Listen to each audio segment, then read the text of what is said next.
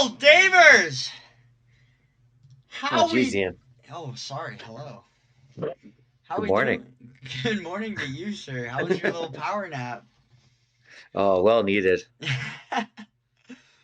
Yeah, we went out and played disc golf this morning, and I was like, Dave, podcast 5 o'clock. It is 8:21. Listen, some of us are getting a little old for the shenanigans that we do in the weeks prior, so I think it's all just catching up with me slowly. Yeah, yeah, dude. Good nap though. Oh, fantastic. Good. How's Colorado? Super fun. Sick, A lot sick. of snow. Yeah, Can't beat it. Colorado's awesome. That's where I'm from. So today we're talking about Prodigy, or not Prodigy. We're talking about Waco, presented by Prodigy. Um, I just had a quick interview with Ben about another round, and then we're gonna talk random ass discs that we have, that you have, that I have. I'm gonna have to go downstairs to grab a few because they're in my roommate's bag, but he never uses them, and I gave them to him, so they're still mine. But in the meantime, Nice. we're gonna go cut to this interview that we did with Ben from Another Round Salt Lake. Great guy. We had a great little chat about the team, discs, the store, and all that. So let's cut to that, and we'll get right back at you. All right. There he is. Sweet Ben, welcome, man. How you doing? Doing well. Thanks, Ian. Good, man. How's the shop looking? I was in the other day. It looks pretty good. It is coming along. We've got our disc racks are full, so I just ordered 50 more racks from Discraft, and we will, and a bunch more discs. So, but the wall is looking pretty slammed with discs right now, and they're in boxes on the floor. They're everywhere. So That's we're looking awesome. good. Yeah, my buddy Nick's doing a mural right now. We got our glow rack up over there. You can see Sweet. that. Yeah. Yeah, bar's being built out in the next few days. Floor is probably going to go in tomorrow, I think, or the next day. So Sick. things are changing around here. Yeah. Sick, man. Well, first off, let's start with talk to me a little bit about yourself, how you got into disc golf, how you got into another round, and all that stuff. Sure. So I started playing disc golf in 2007, 2008 or so, a Mm-hmm. long time ago. Me and my good friend Travis, we're driving around in central Minnesota looking for something to do, and we went into a Shields, and they had disc golf stuff on the wall. And I believe the first disc I ever bought was a DX Dragon from Innova, the floating disc, because I was like, oh, if it floats, that'll be really convenient. Yeah, Not yeah. thinking, the only water that we were playing next to was the Mississippi River. So I don't think I would have ever gone and gotten my disc back, but I thought that would be a cool thing.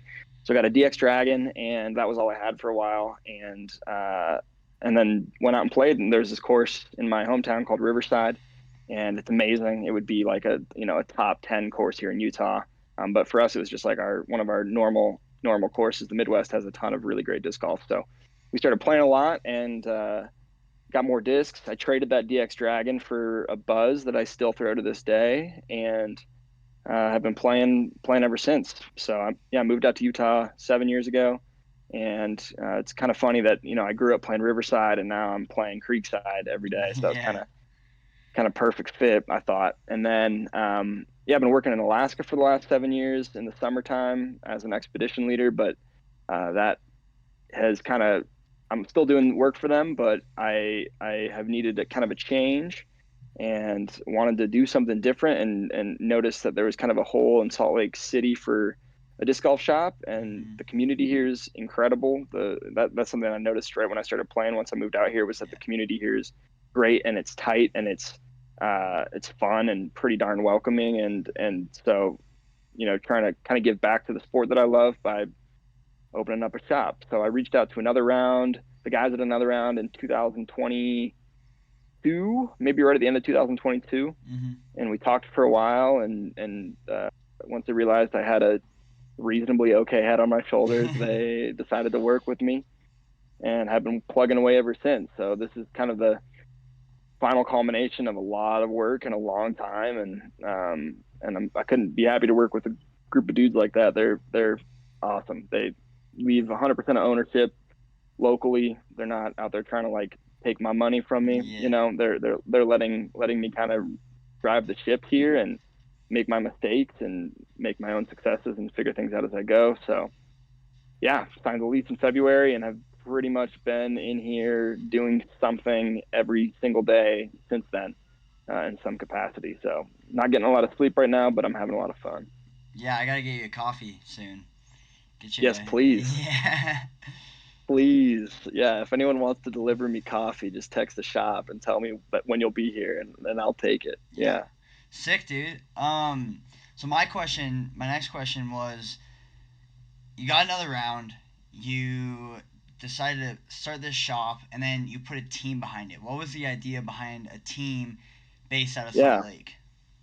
So in disc golf, as long as I've started playing, there's always been sponsored players, and I've always, thought, oh, that's so cool to be a sponsored player, to like rep a brand. And traditionally, repping any sort of anything in disc golf has always been very brand centric. So you have to be, either be a really, really great disc golfer to get noticed by these companies, or have like a huge involvement in the scene, and like be a really great ambassador for the brand. And Yeah. now, especially like digitally, that's like so key.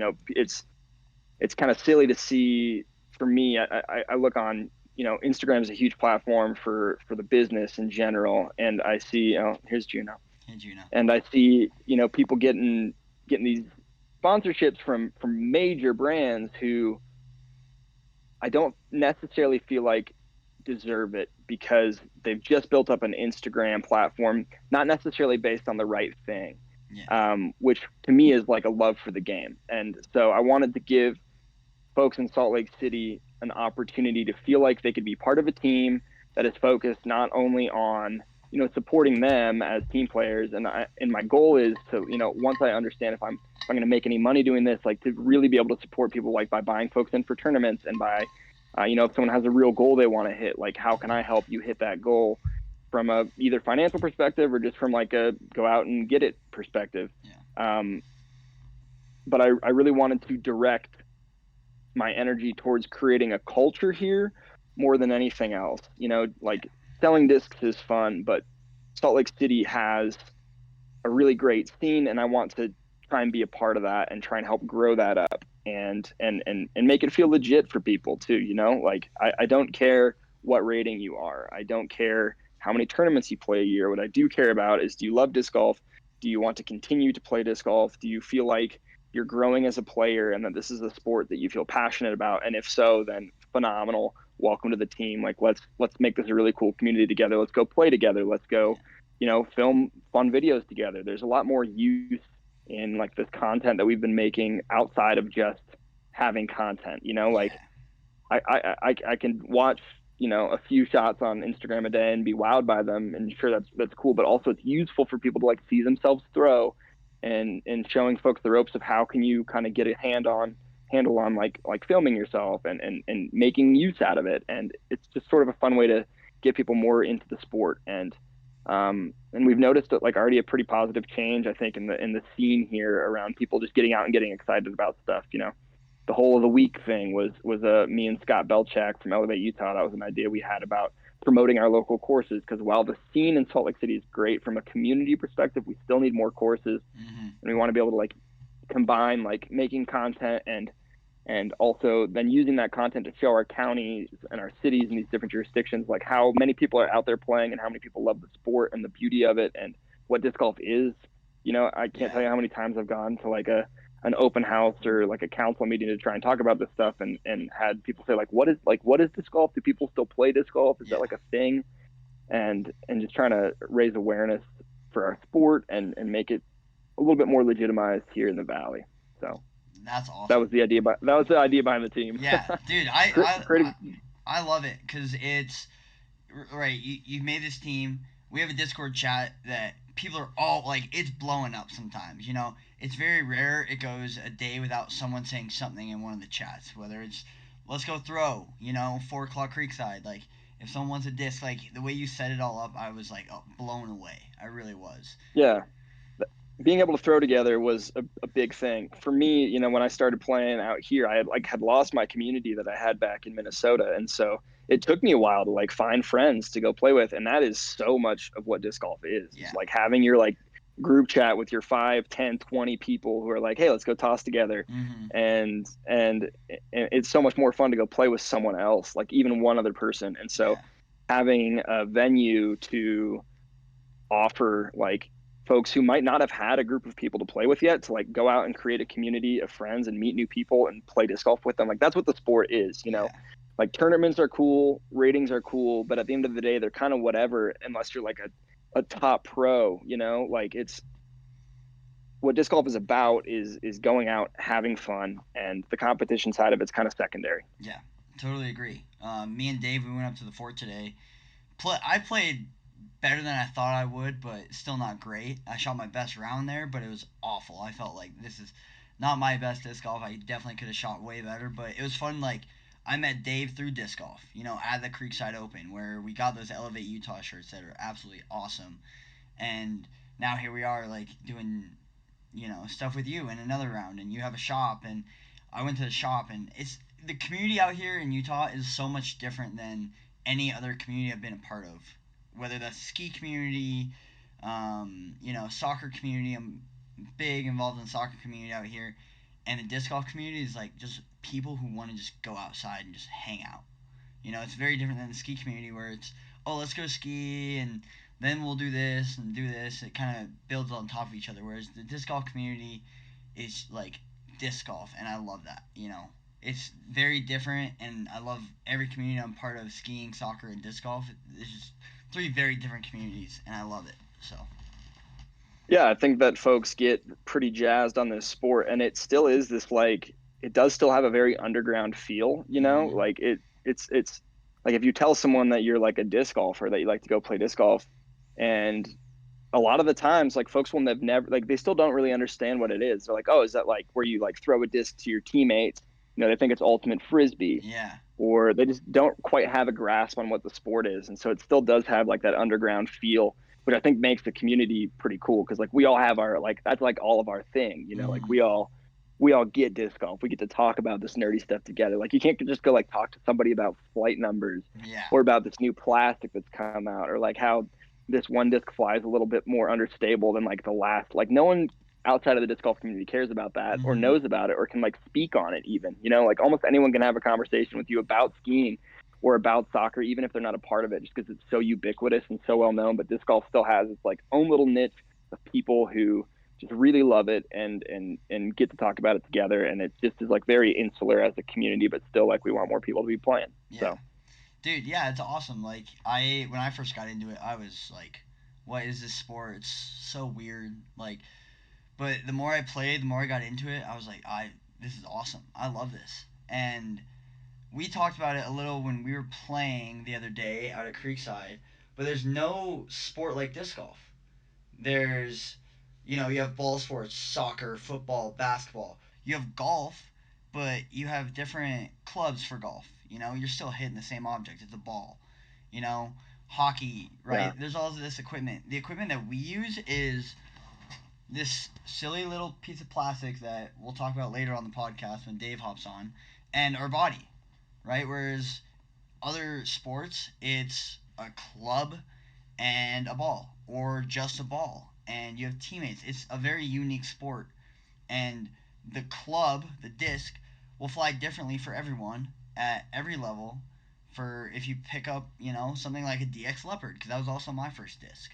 So, Yeah, it's really unique. I mean, it's like if I'm gonna throw a Rolo or a Venom on the same line, same shot, they're gonna come out of my hand. If they come out of my hand the same angle, same speed, the flight is gonna be so much different. And that I think is what separates disc golf from everything else. You know, like you were talking about golf clubs. Like if you hit a 7-iron and hit any golf ball, the brand of the 7-iron doesn't matter, right? Like they're the same pitch angle. Like they might have a little bit of differences to them here and there, but like it's almost always going to end up in darn near the exact same place if you hit with the same speed, same angle. A basketball, like a Spalding basketball, doesn't work any different than a basketball of any other brand. Like they're all meant to be the same. A soccer ball is a soccer ball in most senses of the word. Like if yeah, you hit it the same speed with the same foot angle, and it's more or less going to go to the same place. Yeah. And with disc golf, it's just so different. Like an AVR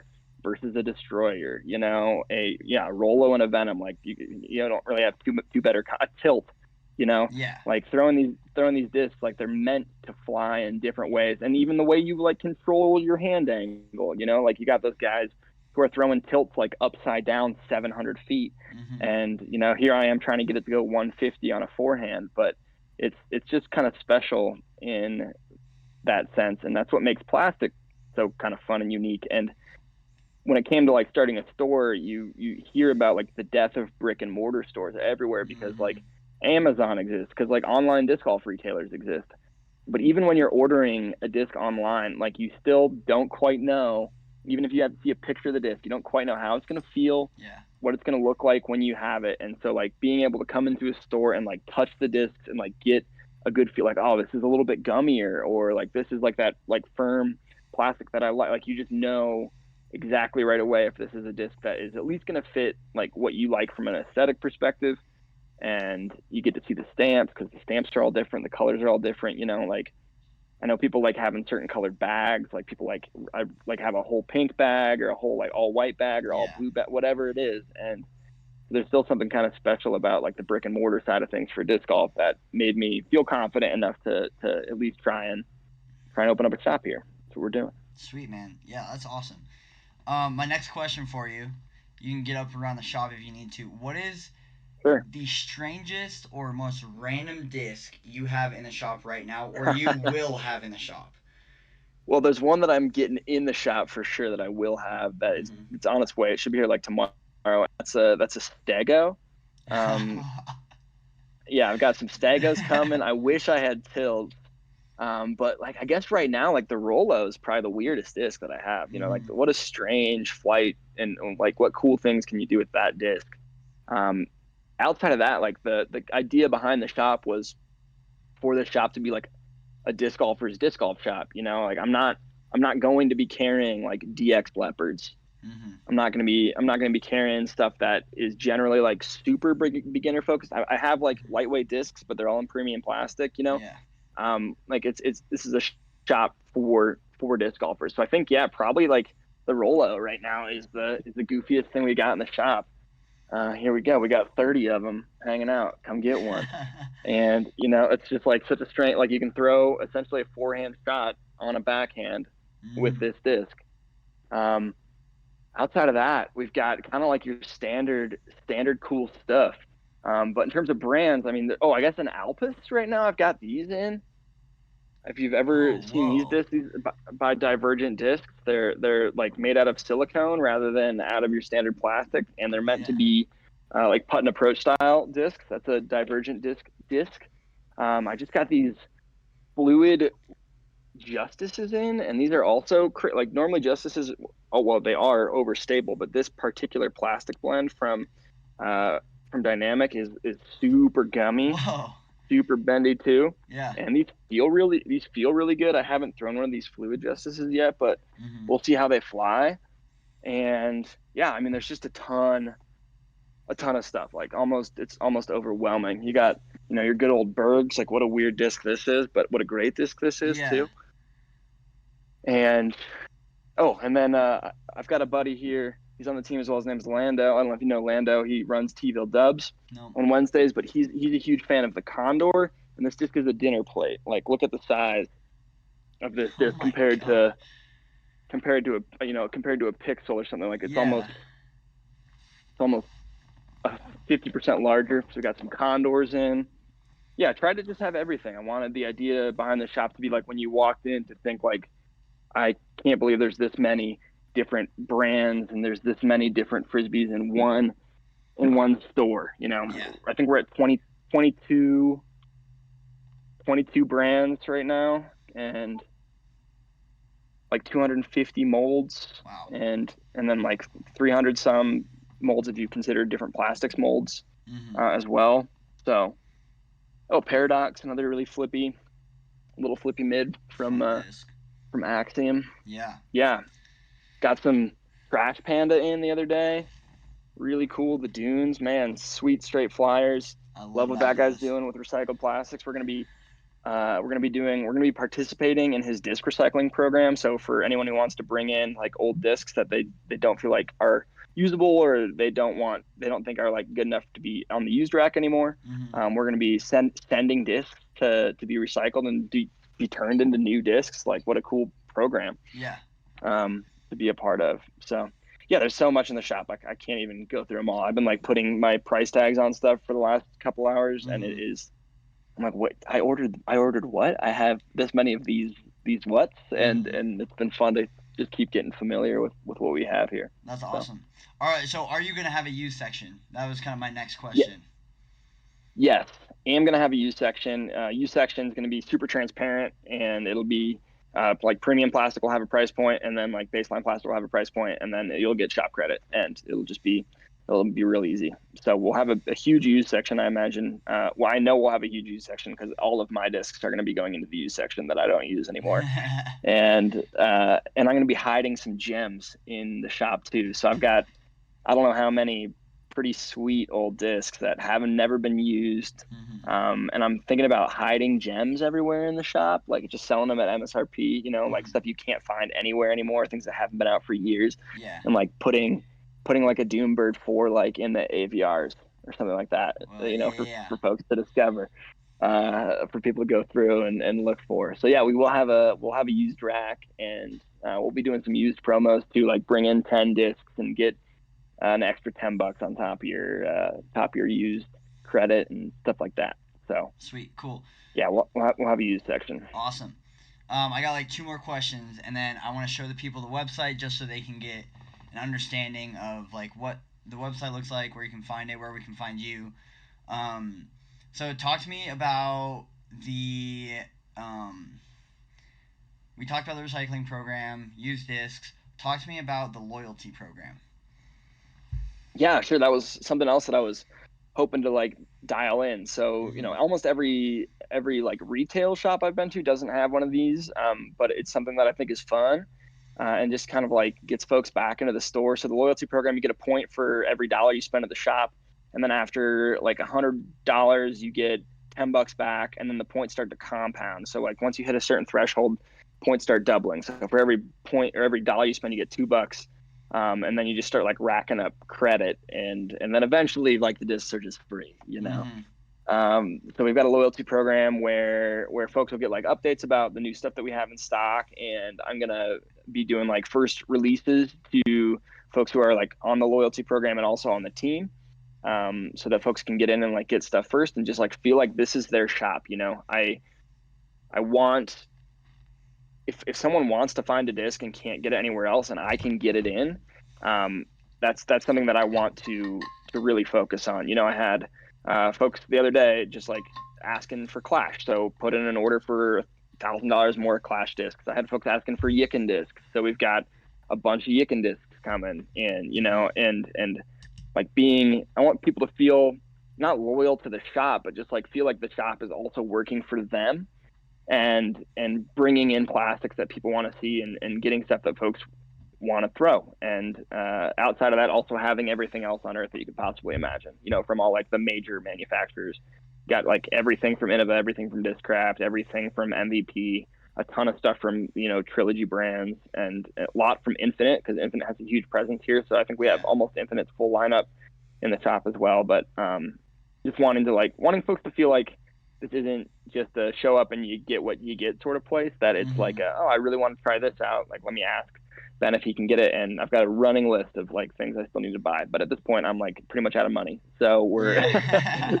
take, we're taking it easy on buying discs until the shop opens officially. Sweet. When is our opening date? What's the goal? We are pretty well set for April 2nd, I think is going to Cool. be the day.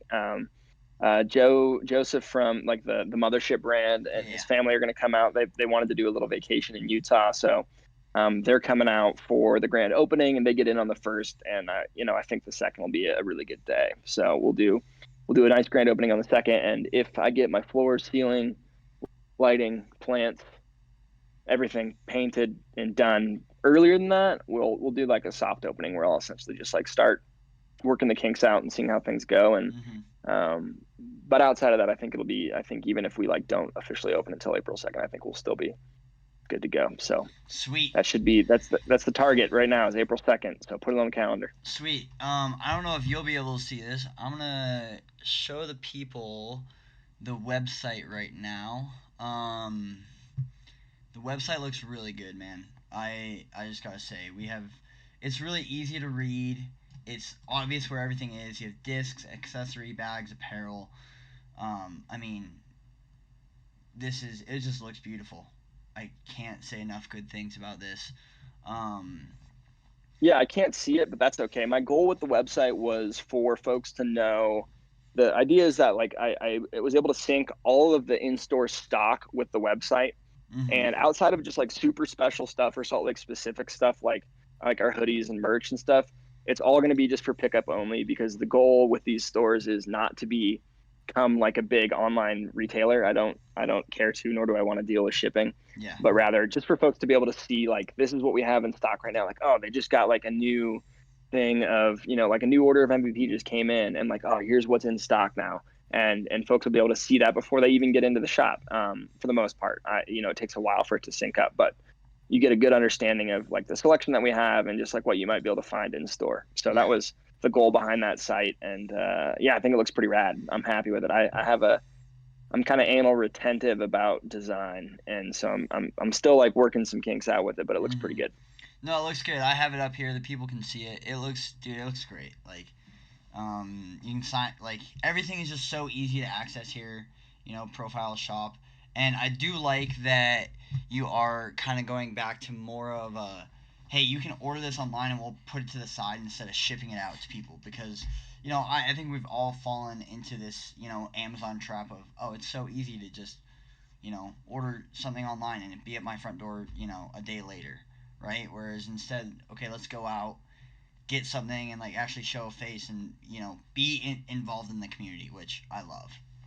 So. That's exactly it. Yeah, this whole place is meant to be not just a disc golf shop, but like a community hub, a gathering place for people to come and like Mm-hmm. talk about disc golf, watch disc golf events, feel like they have a place to hang out. Because for so many disc golfers too, like this is like everyone has a lot of diverse hobbies. People do a lot of different things, but for a Mm-hmm. lot of disc golfers, it becomes like their thing. Like this is what I do. Like I Yeah. I, I play disc golf. Like that's my hobby. And I think that holds true for a lot of different people. And so to have a place that's away from the course, like you're not necessarily playing disc golf, Mm-hmm. but it's still disc golf focused and still like excited about it, and a place that you feel like you can just go and enjoy this sport that we all love so much is really the end game goal of this place, for it to just be like a community place where folks can come hang out and talk nerdy stuff about disc golf. Sweet, yeah, dude, I love it. I love it. Anything else you want to say to the people? Where can we find you? Where can we find you personally? Where can we find the team Another Round Salt Lake? Give us the Yeah, rundown. the shop is in Murray. It's about 7 minutes away from Creekside, 7 minutes away from Disc on 6, 10 minutes from T-ville. It'll be 15 minutes from Thistle Bend. It's about 15 minutes from Roots. So it's cut pretty central. It's at 6092 South, 900 East. So it's on 9th East, right by a big old Olympus burger. We're about to get our sign up. So folks will see it when they come in as to where the shop actually is. It's half of an old 7-Eleven. It's being transformed completely. Hopefully this is its best life yet. Mm-hmm. And yeah, where you can find me is Creekside walking my dog. If you see a dude wearing rubber boots and playing disc golf, it's probably me. If he has a black husky, it's definitely me. And so I'm at Creekside all the time walking that pup. And then outside of that, I'll be at the shop all the time. So I've got right now in terms of folks who are working here, it's me and then it's my good buddy Chandler. We're gonna be the only two working the shop for the first like couple months until we figure things out, and then we'll probably start putting calls out for other folks who might want to come work at a disc golf shop. So, yeah, if you want to check out the inventory, it's all at anotherroundsaltlake.com. We're on Instagram. That's kind of where we do most of our posting about what's going on at Another Round Salt Lake. Same thing on Facebook. It's Another Round Salt Lake City. And yeah, pretty easy to find. And on Google Maps too. Go leave a review. Go tell people, go tell people about the shop. If you come in, Yeah. leave an honest review as to, the selection that we got here. I think we got the best selection in town. I'm not gonna say that for sure, but I think in terms of Salt Lake City, actually I know already. For Salt Lake City, we already got the best selection in Yeah. town. So Oh, easily. kind of a fun thing. Easily. Yeah, I was at Play Yeah. It Again. I was like, please, I need this shop to open up because Dude, I Yeah, lost one of everything's my easy to leopards. find. I lost one of my Hey, leopards today. what kind of leopard you lose, Ian? It was a star leopard 3. A star leopard 3, you say? Preferably Interesting. pink. Preferably pink. Preferably in pink. Let me look around here. Well, there's one. Oh, here we go. A star leopard 3 in pink, Yeah. you say? Yeah. Like one like this? Yes, that exact one actually. We've Yeah. got everything. Or maybe you want to go with a pink halo. We've got a star Ooh. leopard 3 in pink halo. Or perhaps you want to branch out and, try like going back to the OG and just getting the good old leopard. We've got good old champ leopards in these new eye dye fly dyes. Dude, the eye dyes look And so sick. They look so sick. yeah, so it sounds like you're gonna have to swing by here soon to get a Yeah, replacement for that. I'll swing by tomorrow and pick one up.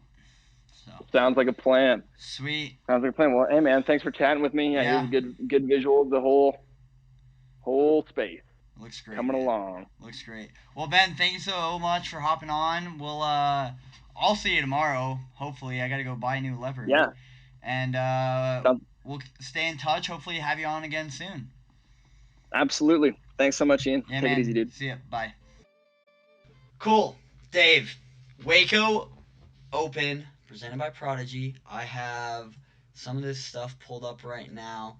Talk me through. Let's go round by round. Round one, we had 3 people at 12 under. Round one. Greg Barsby, James Conrad, Nicholas Antela. Do any of those names surprise you at that beast course? Not necessarily at the Beast course. I mean, Greg Barsby, I think, had 3 or 4 throw-ins from distance during that round. So, Yeah. I mean, Yeah, yeah. that was pretty sick. Greg with 1 bogey, Nicholas with 1 bogey, James Conrad no bogeys that first round, just 12 great birdies. Few names that stuck out to me that first round, which really doesn't surprise me. Nate Sexton, Joey Buckets, Garrett Gurthie. Who else surprised me? There's one more. Casey White 8 under. That was pretty awesome by him. Kind of going down the leaderboards. Round one, Paul shot 6 under.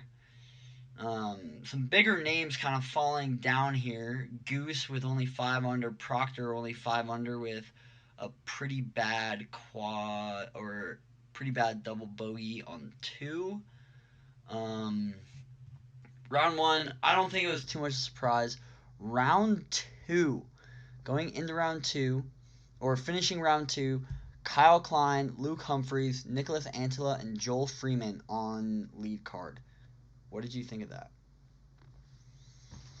I thought those were the guys that have one of the best all-around games for those 2 courses. Um, I mean, you look at all of them; they all have decent forehands. They were all able to score putt well. Mm-hmm. I think that's really what came down to it at that point.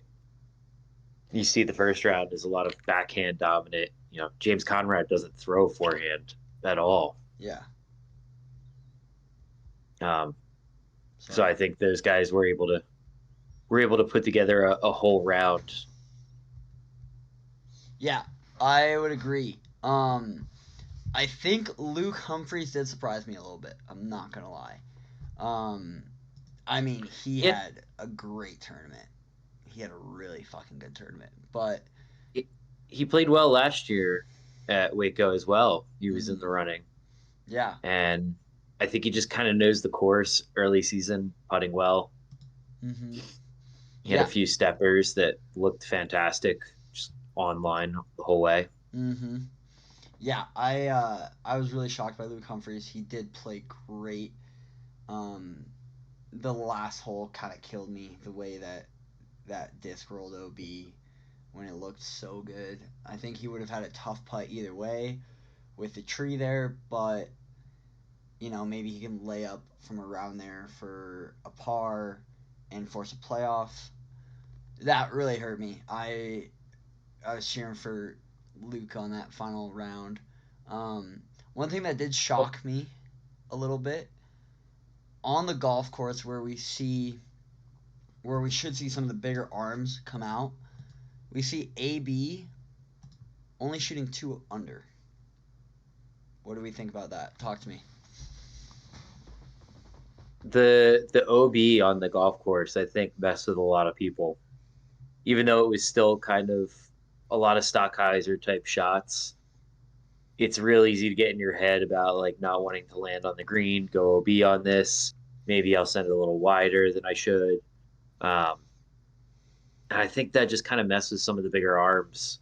There's also a lot of like protected pins. Mm-hmm. So even if you could throw far, you could put yourself in a real bad place and still not have a putt, even if you got to the hole way sooner than everybody else. Mm-hmm. Yeah. That really shocked me with AB only shooting 2 under that second round. Last round, I believe he did pick it up. He shot 11 under for the finals on the golf course, which is what I think a lot of people expected from him on that golf course is something like a 10, 11 under.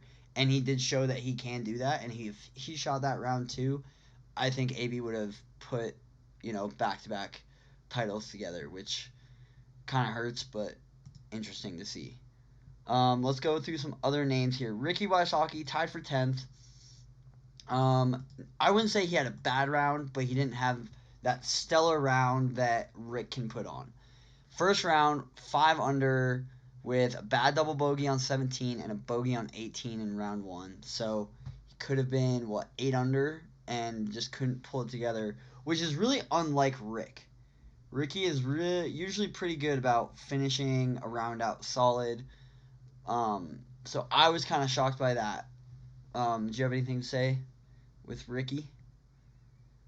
The first round doesn't really surprise me as much because there was a lot of wind in that first round Mm-hmm. from watching coverage, and a lot of people seem to struggle to put together like a complete round. Um, so that doesn't surprise me. And then if you look at the rest of his rounds, he's able to kind of keep it together and be Mr. Consistent Yeah.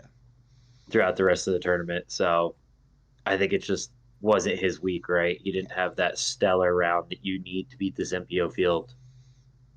Yeah. Um, I talking about the weather. The weather looked crazy all weekend. Like you're playing one hole going this way, the wind's a headwind. Next hole, you're playing it, which would be a tailwind, going back the other way, but it's a right to left all of a sudden, and the wind just seemed like it could not figure out its mind. It looked like a constant blow. It looked like tough conditions. So even shooting, 11 under, 6 under, anything like that was pretty solid for those guys. So good on them. Um, Two things that I really want to talk about are people who didn't make cuts and people who were not involved, and when do we think we will get them back? Um, we talked about this a little earlier. Simon Lizotte, Paul Macbeth, Gavin Babcock. There's one more. Isaac Robinson. Isaac Robinson. No cuts. They did not make the cut for the final round. What did you think about that? It seemed like they were just having a tough week. I know I was following Simon a little bit on his social media talking about how he just could not piece together a tournament, having struggled with his throwing, his putting, just kind of everything all around. Um, Paul Macbeth doesn't surprise me. He's still coming off that injury. He's still healing up, getting back into the tournament swing. Mm-hmm. I think he'll be fine later on in the season. It's the Isaac and the Simon that are really surprising, right? The two names that you would put at the top, especially for a tournament like this, where it's hit a line, make a long putts. Those are the guys that could do that kind of thing. Yeah. So those were the two that really shocked that weren't up there. Another name I see down here is Kevin Jones, is also another one that didn't make the cut. Yep. Like, yeah, it's just I kind of like the smaller cut field as well, like down to 45. It makes it so that only the best are up there, right? So even big names could miss a cut every week. yeah, going to become less and less surprising when that happens, I think. Yeah, totally. I'm not gonna lie, the first 3 rounds bored my mind out. They really did. It just we talked about it. Stockheiser, especially at the golf course, right? Hmm. One, I think the ending of the tournament, the last 3 holes were actually really entertaining.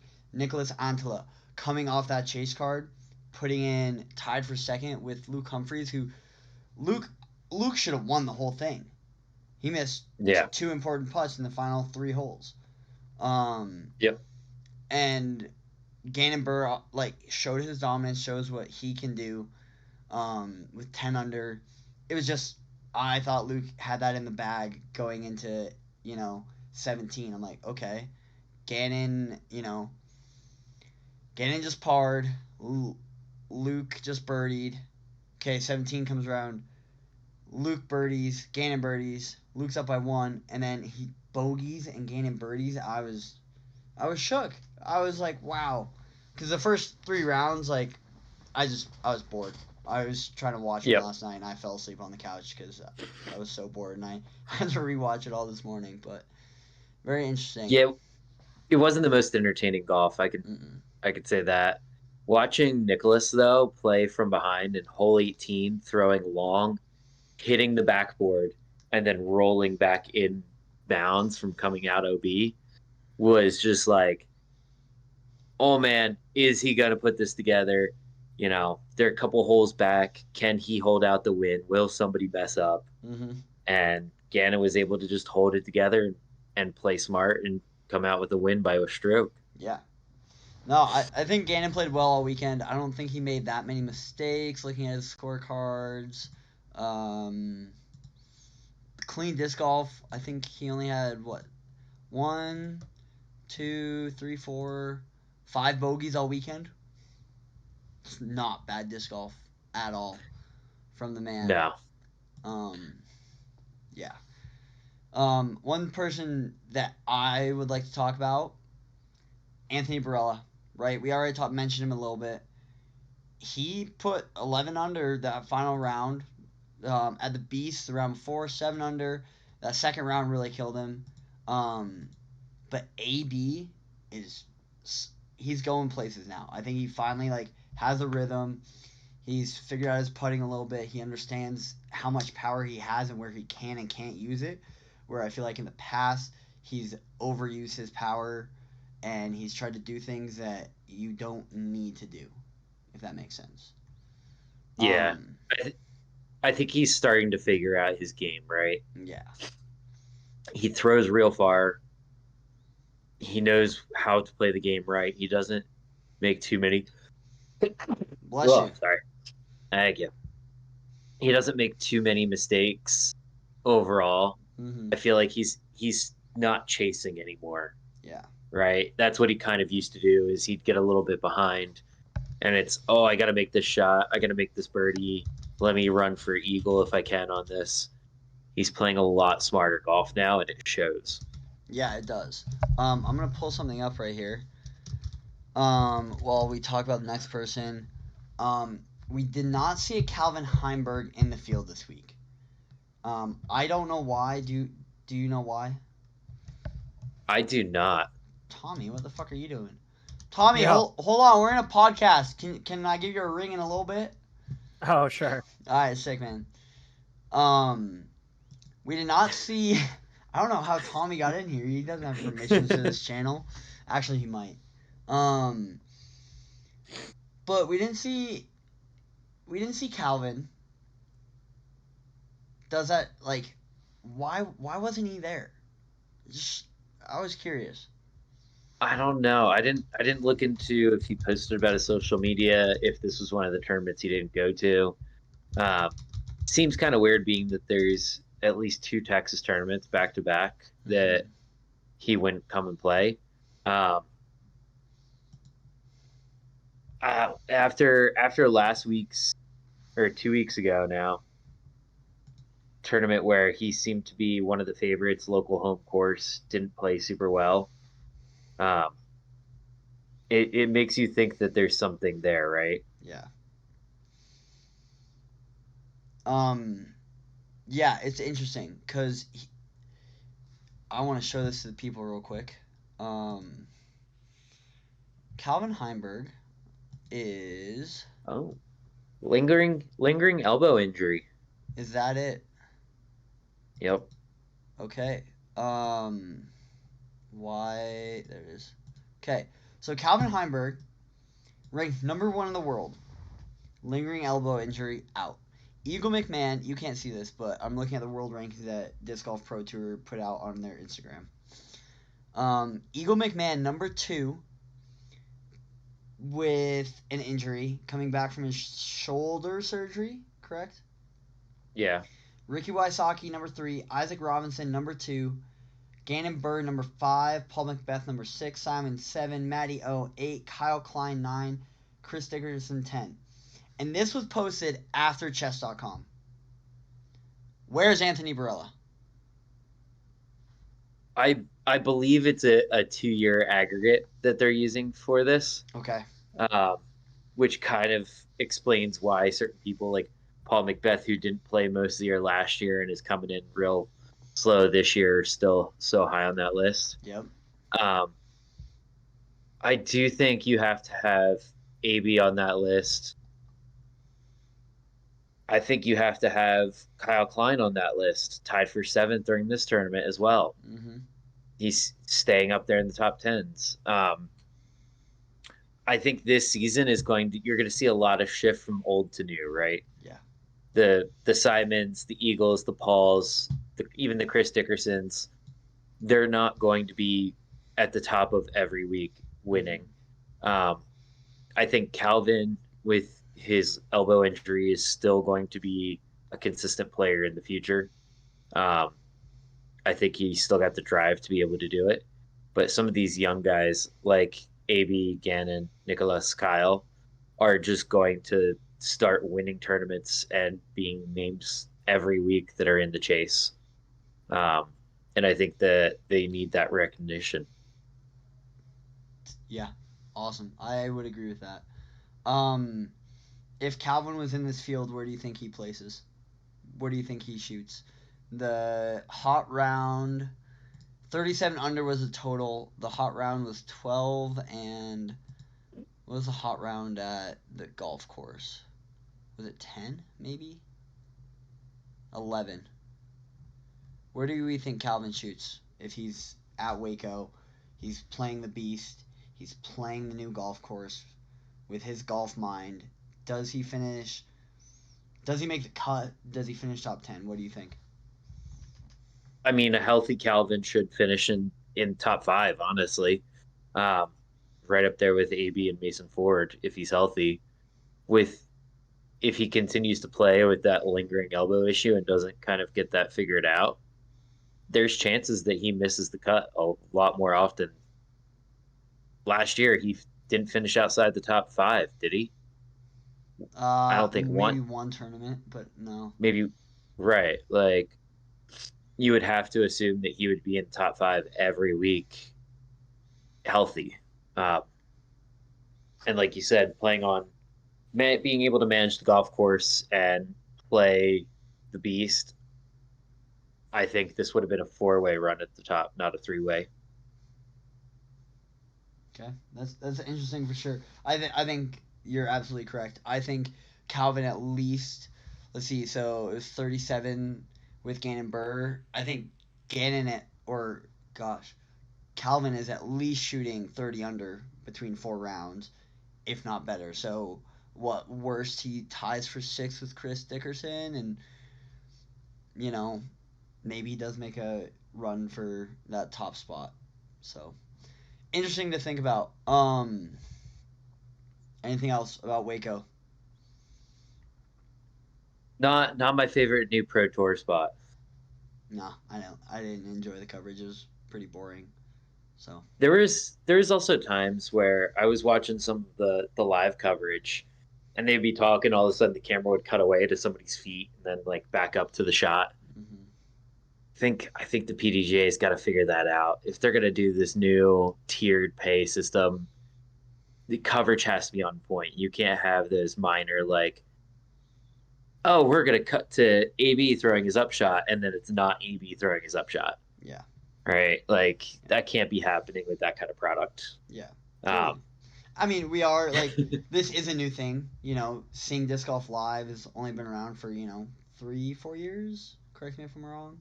It's a pretty I new think a little thing. bit longer, but yeah. Yeah, like at least on like Disc Golf Network. We've seen Jomez and stuff like that, and now that Disc Golf Network owns Jomez, we're seeing the same coverage everywhere, right? Whereas Mm-hmm. before we saw a live coverage, and then we would see a Jomez coverage with maybe the same camera angle, but a different cameraman who got the shot zoomed in a little more on the disc mid-flight and then zoomed out. It's little things like that that are new to our sport, and I think it's good for the sport and bad for the sport at the same time. I don't really want to dive too deep into that because that's something we're going to talk about next week on the podcast is Jomez and stuff like that.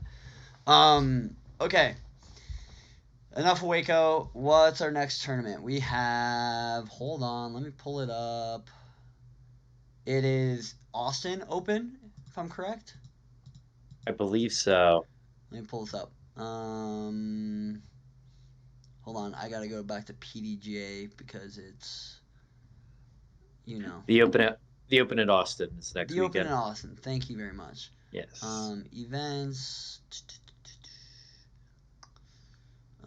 Go. Close that. Close that. Okay, the Open at Austin. Looks like a pretty good field. We actually have a qualifier going into this. So no big names going into the qualifier. Most people are in. Calvin Heimberg is supposed to be there. So hopefully Calvin heals up well enough. How do you think this Austin course is going to look for some of these guys? I think it'll be familiar to a lot of them. It's where Gannenberg got his first win last year. So I think 22 under for 3 rounds, good score. Mm-hmm. I think it's going to be a shootout again between a lot of these guys. And they'll have to be consistent. Yeah. No, it'll be next week will be fun to watch for sure. Do you have Disc Golf Network right now? Are you paying for that? I was paying for it. I did the year last year. Mm-hmm. I think starting like mid season, so I'm coming up on the tail end of the old pay structure. Yep. And still in the works about what I want to do with how coverage looks and the pay scale and everything. Yep. If you are a PDGA member, you do get the free coverage of the first round of each event. Mm-hmm. However, you do not get coverage of the rest of the rounds or any of the majors. Yes. Also, for some of their tournaments, I think it's 4-day tournaments only. The first round is also live on YouTube for free. Yes. Correct me if I'm wrong, but it's something like that. I think coming into the summer right now, it's winter, spring here in Utah. I'm still working weekends, so I don't want to pay for something that I'm not going to use right now. Coming into the season, I might pay for some of it, but we'll see. Okay, moving on. Let me turn the lights on real quick. I want to talk about weird discs, Dave, because yes, sir. I know you have weird discs, and I have some weird discs too. I'm gonna start with this one. This is the number one flyer made by Lightning Discs, B25 Wow. PDJ approved. It's like it feels like an eagle with this massive bead right here. Wow. I threw it once and it was surprisingly stable for like how beat up it feels. But this is probably the weirdest disc I have laying around. So yeah, I'll go pull some more out while you talk about your weird discs if you have them available right now. Oh, I was gonna get up and get my bag real quick so I can grab some out. Go get your bag. Go get your bag.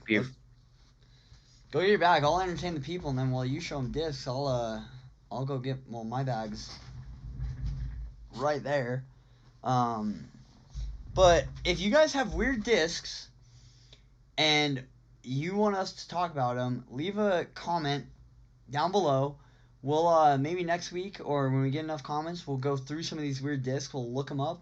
If you have pictures, I don't know, find a way to send me a picture of your weird disc and we'll look through them. I actually got this from a friend of mine, a coworker of mine.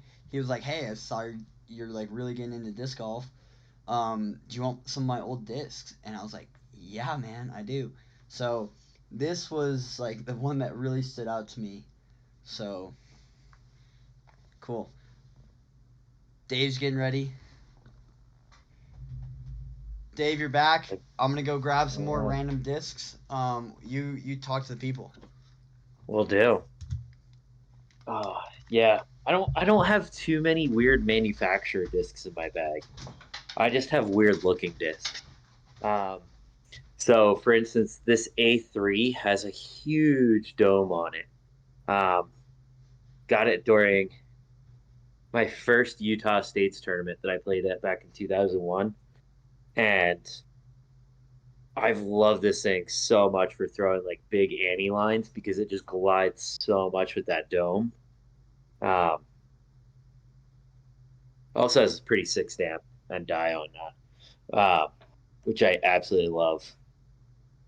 Most of my other piece of my bag is just a lot of newer discs. I'm a COVID baby getting into disc golf, so a lot of what I have is influenced by COVID, um, and getting into the sport right then. MVP being the new hot thing with the gyro nuts. Um, a lot of sponsored athletes like Brody, so I have a lot of discraft as well. Um, so nothing too extreme. One of my favorite discs that Ian knows I absolutely love throwing for putting and approaching is a Yuckin crossbow. Um, got this thing at a tournament as well. Had no idea what it was for the longest time. Has the sick bee buffalo stamp. I love that stamp. um, but it is so stupid overstable. It reminds me of a Zone OS before that came out.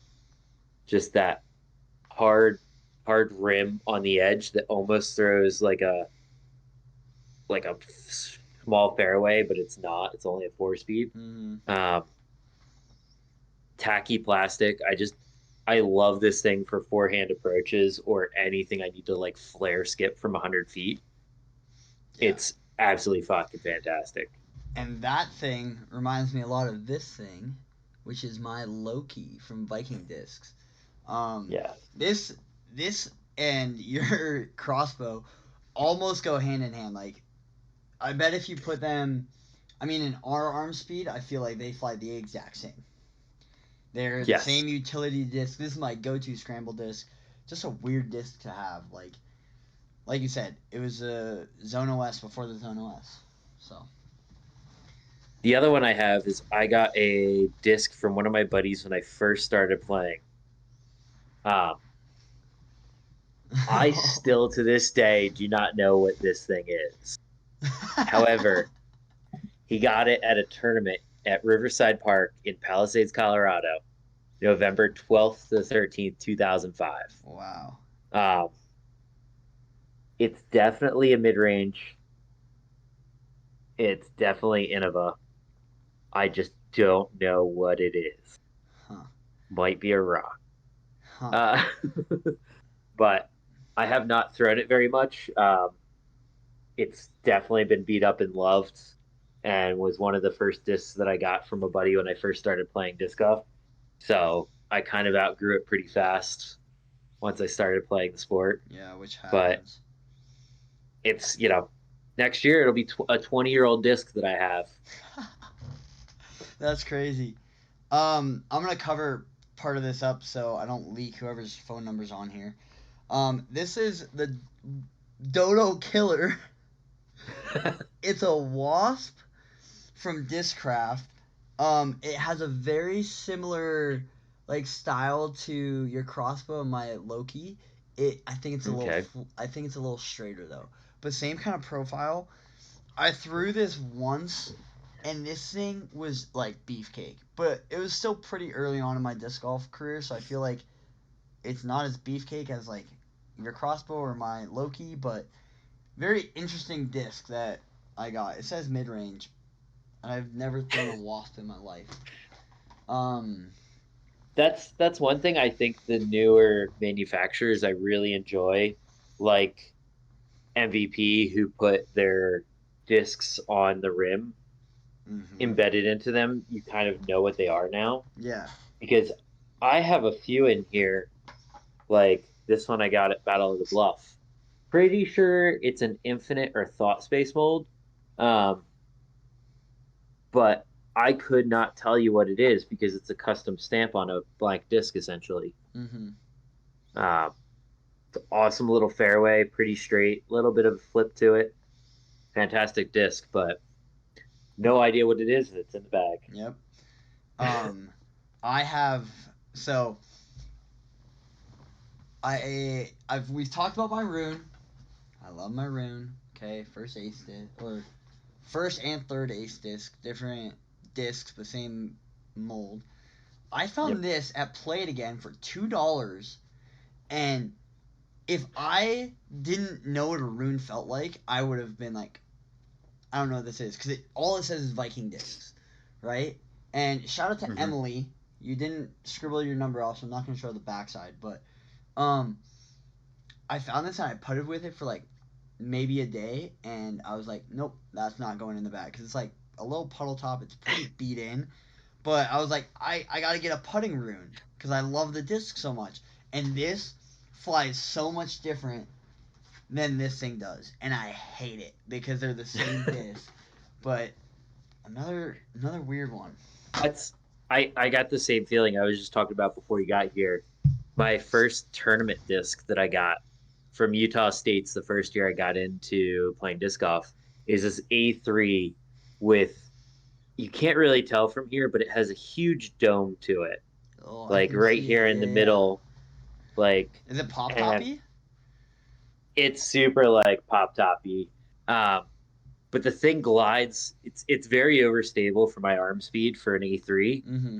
But throwing it on like an Annie line, I could get this thing to just kind of hold and slowly pan out super long because it has that huge dome to it. Yeah. I've tried other A3s and I cannot throw them. I just don't enjoy it. Huh. Like I think it's just something about the particular mold of this one and how domey it is Huh. that I've always enjoyed having that one in the bag. That's funny. I totally forgot I had this disc, and I might have to give it to you. I'm gonna cover my name up, but the Blizzard Champion Wraith. Ooh. I gave it to Sam because I was like, oh, like I don't like this thing. I don't throw it very much. There, yours is, but mine is 158. So I might need to put that in the bag or give it to you because I know you like that lightweight stuff. Um, I uh, just this the Blizzard Wraith was one of my first drivers that I was able to actually throw backhand. mm-hmm.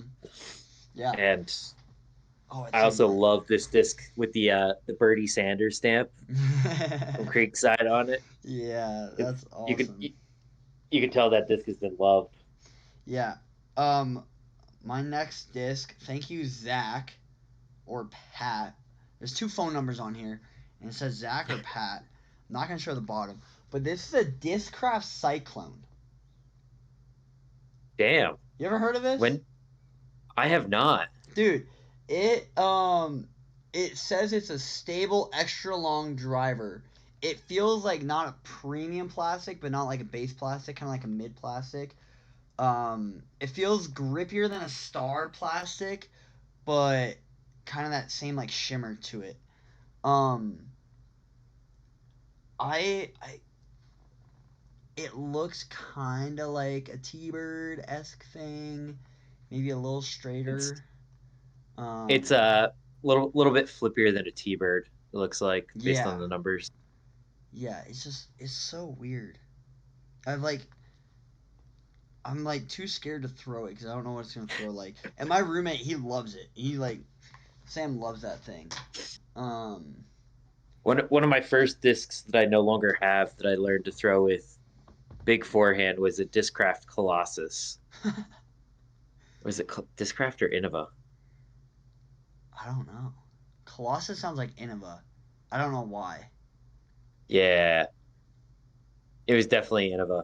Um, Innova Colossus, and it was a 14-speed driver that Innova makes And you were trying to as throw a. that. I was throwing that as my first like driver, dude. I thought it was like I didn't know what discs were or anything. Somebody gave me a couple of them used. Mm-hmm. I was like, oh, this thing's purple. You know, I love purple discs. And I would just rip it on forehand with so much Annie, and it would always just like flex out perfect S turn That's because I had no crazy. idea what I was doing. That's And I would love to feel one of those now, having a 14 speed in the bag with the relativity, even though this thing is a pure beefcake with my arm speed. I'd love to see what a Colossus feels like because I know the yeah. rim on that was much smaller than, or at least it feels much smaller than these 14 and a half speed MVP discs. Yeah, dude, that thing is such a beefcake. Like, I can't even grip it. Like, here, let me get my. So It's this is a Wraith, right? Let me get a better color so you guys can such actually a see. big rim. So this is a Wraith, right? And that's how my hand. That's how like how I grip my drivers. I'm like doing this with that Colossus. Like I can't grip it in there. It's huge. The rim is Yeah, huge. So it's so big. okay, I have two more. How many you got left? I only really got one more left. Okay. That I wouldn't even say it's weird. It's just not a normal mold. Okay. Well, let me do mine. We can do yours, and we'll come back to me. Yeah. So, in that pack I got from my like coworker friend, there was this putter, and it's an Innova disc, but it has no markings on it. It does have a patent number though, so we might have to look that up. Um, but it's a putter. Look at this stamp. First off, That's sick. if I had this stamp on every putter, I would fall in love. Fall in love. But it's like I don't even know Ooh, what this is. It like it's not deep. It's shallow. It doesn't feel like an AVR like I have hanging on my wall. It doesn't feel like a pig. Doesn't feel like a rock. Like it doesn't. What is this? Someone tell me. I'm is actually it beaded? curious. No, it's not beaded at all. It's like Okay, pretty flat. It feels okay. It feels like an envy, but it's shallower. interesting. That's all I'm saying. I love this stamp though. If whoever made this stamp, if you ever come around or do stamps again, I would send you all my discs to put this stamp on or something similar because I think that is sick. I love that.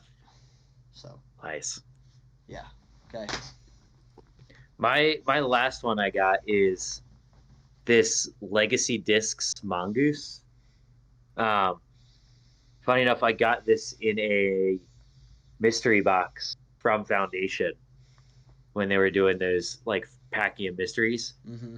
It's not necessarily a weird disc. It's kind of just like a really well beat in T-bird that flips real nice, but like has that reliable fade on it. But just a manufacturer that I would never go out of my way to like look at legacy discs. Um, and funny enough, it's made the bag and will continue to stay in the bag until I lose it probably. Yeah. So, and it's replaced that Exodus that I gave you as Yeah. my fairway slot. Thanks, Dave. I appreciate it. I love this thing. Sorry.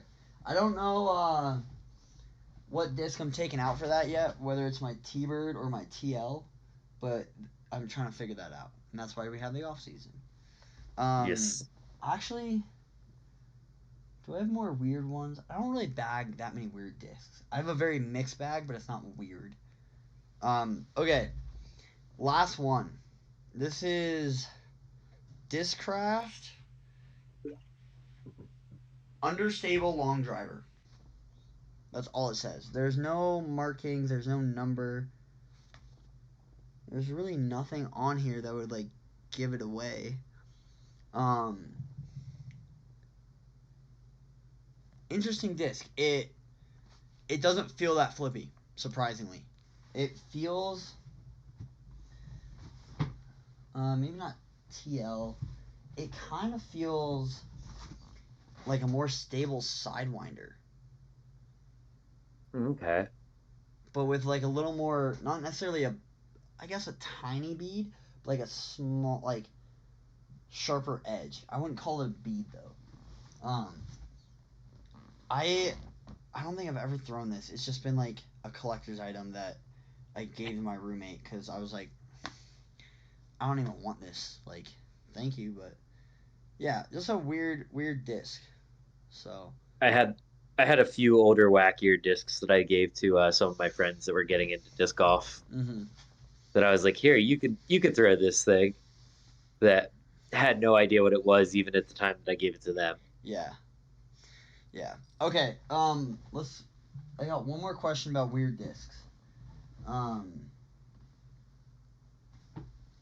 What's the weirdest disc that you currently bag that is not your crossbow? The That weirdest disc, like, what do you mean by that? well, Like that or like nobody would normally throw, or yeah, like what's a disc like you've picked up and you've never seen anyone throw before, or if you have, it's been very few people and they're very different. not a lot. Like I said, I got into it right around COVID, so my bag is very generic for the most part Mm-hmm. to what most people would throw. Um, one of the not mainstream manufacturers that I have in here that I love is my mint disc. Mm-hmm. Um, You love that thing. Six stamp too. Yeah, dude. Six stamp while throwing it flies so nicely. Um, just a nice straight fairway. Um, but nothing too extreme. I mean, I love throwing my glitch. I Mm-hmm. do have a 148 Fission Wave that at this point I was I was launching rollers at this thing earlier Dude, today. Dave. Around. Okay, so I've never seen you throw a roller until today. Maybe once when you were like trying to pull it over, but we were up at the fort and we were playing hole 18, and they had it like marked off like where the OB was, what worlds was pretty much, and we were just kind of messing around. And Dave throws his first shot, and he's like, "Ah, that's not ideal, but it's fine." And he's like, "Let me try this thing out." Goes and he's kind of pinched off like behind this tree, and he just chucks his wave, and it gets the roller, and I'm just like, and he's like, "I've never rolled that thing before. That was sick." And it just nowhere near the basket. He was just so stoked to have it as a roller, and now I was like, "That's pretty cool." That used to be my flip up to glide disc, and now it's a roller for me, and Dude, that's that kind thing of like a is big thing, right? Like yeah, means I'm throwing a lot better. yeah. I was could not be more stoked for a worse shot. Yeah, it's funny. Okay, I got this. Really isn't that weird, but I feel like, I mean, we could maybe put this one up here, the knife. Um, but I don't know. Some whatever. Viking discs. I kind of like their disc. I have a Dune in my bag, and it's like a reactor. It's a little deeper, but I love this thing. It is like, if I want less fade, I just throw a Dune, and Um, I've thrown one other dude in my life. Ben has them in the shop. I might go pick one up tomorrow while I'm over there. Ooh. Yeah. You weren't here for that part of the podcast, but yeah, Ben has some, This- and he's also helping. He's working with Trash Panda in their recycling program. So props to oh, another round in sick. Salt Lake. So if you got extra discs that you're never gonna throw, give them to Ben. Hell Um, yeah. but this Dune is like apparently mine is like way more stable than the other ones. I had a friend, his was like 168, and it was yellow or maybe like an orange. And it's when they were redoing Creekside, but they had just finished Creekside Open and they didn't have T hole one tee pad done yet, so we're teeing off from um, The pavilion. thank you, the pavilion, teeing off from the Yeah. pavilion, and I just threw this because it was like a little headwindy, and I knew I could get there with a putter, so I like disc down, similar power, and I parked it with this, and I threw my buddy's dune on the same, like pretty much same speed, same nose angle, same hyzer angle, and his flipped almost to a roller. And he's like, "Wow, I've never had that happen with my disc." I'm like, "Mine's stable," and he's like, "Yeah, mine is like straight with turn." And I was like, "Huh." So yeah. It reminds me of what the new detour is, right? Mm-hmm. I think that's what it was meant to be, is that like flip up to turn and then maybe a slight like gentle fade out. But yeah, yours flies like every hex wants to. Just Yeah. dead straight for 300 feet, Yeah. like on a rope line. That's what I love about it. I haven't been throwing it that well lately. I've also just not been throwing well. We don't need to talk about the first 5 holes today, the first 3 holes, but it was bad. The T-bird that somehow made it to land, but No, we don't okay. know. It was a Leopard 3, and I already talked to Ben Yeah. about it. He says he has a pink one, so I'm going to go buy it tomorrow. We were at the fort, and hole 3 over the river, we were playing blue pads instead of gold, because fuck gold pads. I don't want to lose a disc or, like, one of my favorite drivers. And I like threw my first shot with a warrior from Viking. It's like an overstable, kind of reminds me of a Loki, but straighter for longer. Yeah. And I threw it like absolute dog water. It was nose up into the wind, and it made it over, but I had no putt. And I was like, okay, I need my 4th mulligan of this round already. And I'm like, okay, I know this thing is gonna flip for me. So I thought I released on a bunch of hyzers, gonna flip up and go through the back door, and instead I release it flat and it flips over, probably crosses the creek, and then keeps flipping to the same side we are on. And we're like, oh, it's safe, sick. We looked for like 10 minutes and couldn't find it. I'm like, dude, it probably hit the like slanted slab Dang. of concrete and then just went into the water, never to be seen again. So That was one of the most wild shots I've seen on that hole. I was so stupid. I was so like upset at my playing at that point. I was like, I'm done. I'm done. And then we finally got to like, which is arguably the harder hole, and I threw a great shot. So Yep. it's just how disc golf works. But yeah, fun times. Cool, Always. man. I think that's all I have. Do you have anything else?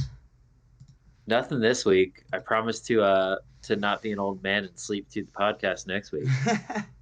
Hey, it's all good. It's all good. Thank you guys for watching. Hope you enjoyed the interview with Ben. Dave, we will be back next week, right? Yes. Yeah. We're Next gonna week. go for it. Oh, I was gonna say we'll be back next week with another Chris and Tatar win. Yeah, we'll talk about Christian Tatar next week. And what else did I have planned for next week? Let's see. What did I have written down? Austin recap next week. Kristen Tatar, Ace Run stories or Ace stories, and who knows what else will pop up between here and next week. So, thank you guys for watching. Make sure you hit the like, hit the subscribe button, and we will see you next week. Goodbye, ladies and gentlemen. Have a good one.